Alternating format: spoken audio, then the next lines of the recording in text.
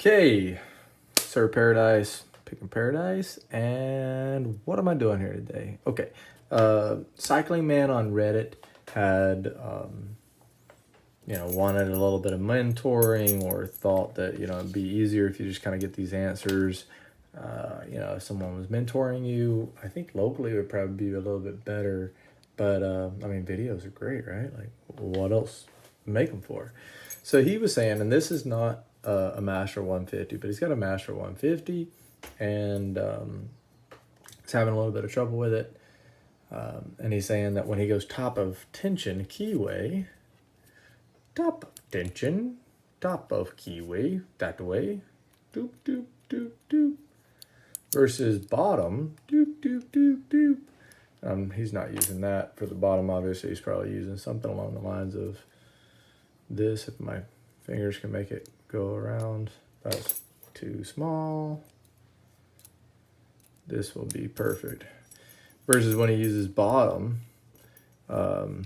he's saying that his pick tip cannot touch the pins. So let's look at that a little bit closer. Using top of keyway, there'd be a top of keyway wrench up here, obviously. If you guys can see the pick, can you see? Now you can see when it makes contact. I'm at a pretty drastic angle there just to get my pick tip on one, like touching, not touching.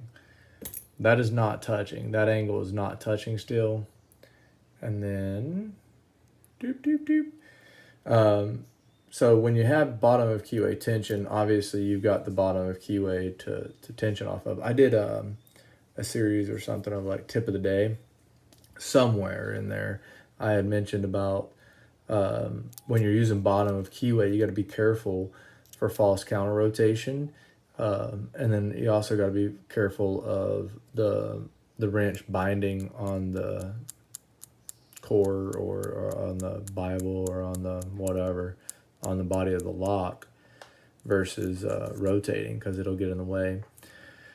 So how do you get around this? This is a little bit simpler, or I'm going to try not to oversimplify the solution, but I've got top of keyway. Okay. And if I'm in there, I'm holding very lightly, but I've got to rotate that core. You can kind of always pay attention to like people's fingertips, if they're wide or not, if they're tensioning too hard. But we're talking about lifting, pins and like the angle of it. So you got to go quite high. But now when you get to the back, you don't have to lift as far. The motion that happens back there is greater because, so on one of the pick of the tips, where was I going with that? One of the picks of the tip picks of the day, Tuesday, tip of the day, was to don't forget pin 1, because sometimes if it's really high set, you really got to go way up to set it. So what can you do? Well, you just more of an angle, because I always like to pry off of that. But when I'm picking, or I would think when you're picking like really advanced locks, sometimes, now I do it. I don't know about anyone else. I don't care. But you use your finger, and then you got to do like this. I'm not even touching. You got to kind of do that. And, there you go. I set that pin. I'm never levering off of anything.